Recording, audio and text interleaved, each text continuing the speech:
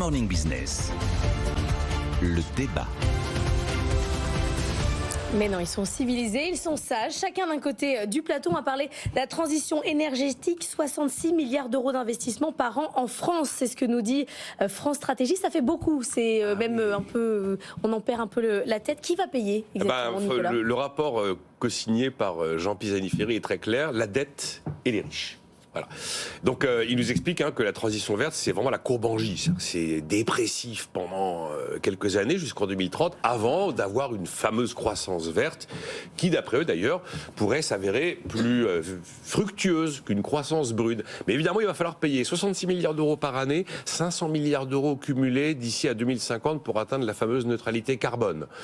Et donc 10 points de dette supplémentaire d'ici à 2030, de dette publique, et 25 points d'ici à 2040 de dette publique en plus, et puis donc taxer les patrimoines financiers.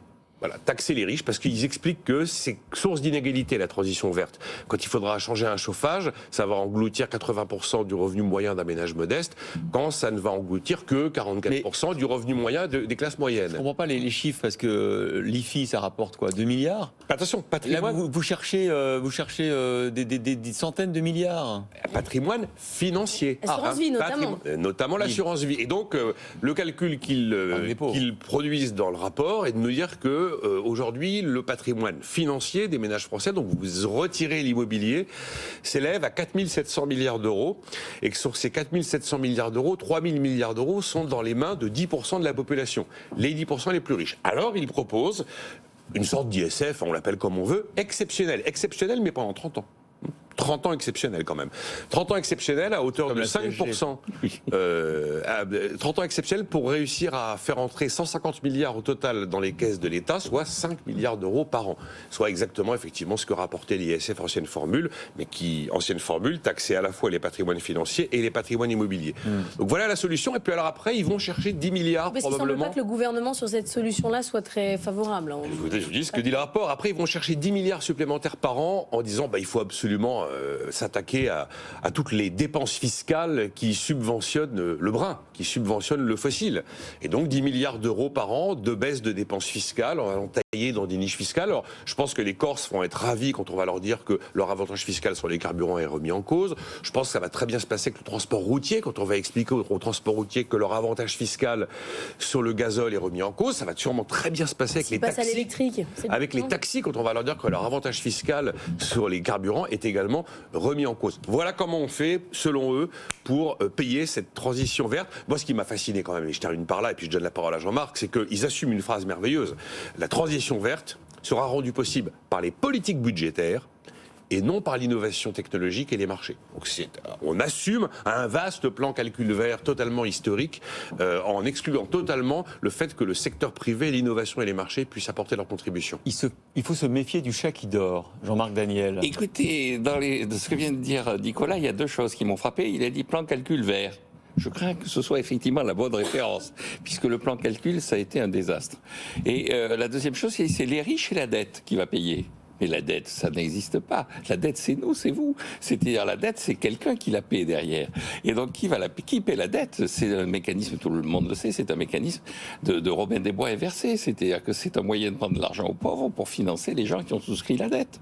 C'est-à-dire, c'est un moyen, la dette, vu la façon dont est structurée notre dette, ça va prendre des impôts de la génération future pour payer les intérêts des détenteurs de titres publics qui seront le fonds souverain norvégien, tout ça. Donc nous allons payer de nouveau pour faire payer à la génération d'après de nouveau sur son revenu. Mais qui doit payer alors ? Comment financer cette transition ? Alors je crois qu'il y a dans ce rapport, il y a des choses intéressantes. Il y a par exemple une phrase qui m'a frappé, c'est « L'usage du vélo et la modification des habitudes alimentaires ne portera pas atteinte au bien-être ».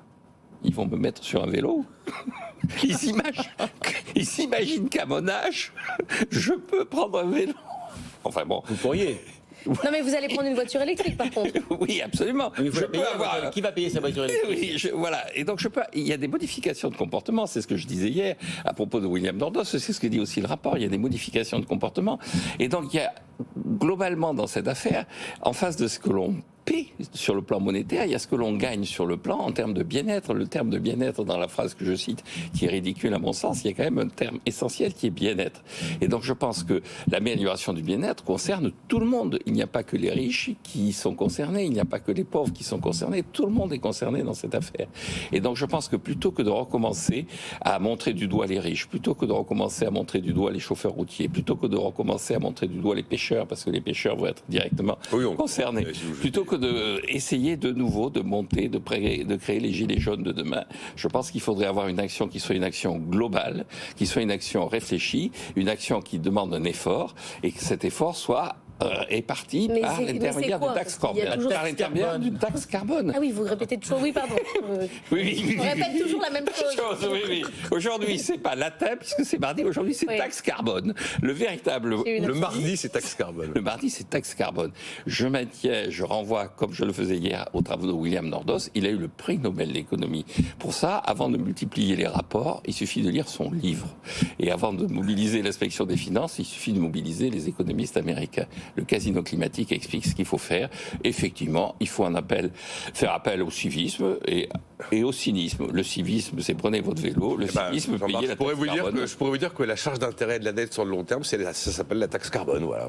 Vous dites qu'on va faire payer ceux de demain, ça s'appelle la taxe carbone. Non, parce que la charge d'intérêt va profiter à une partie de la population, alors que la taxe carbone, ça permet effectivement d'améliorer le bien-être de tout le monde. Il a parlé des changements de comportement. Je remarque, le rapport Pisani-Ferry nous dit que ça ne couvre que 15% du chemin, les changements de comportement. Dit autrement, la sobriété.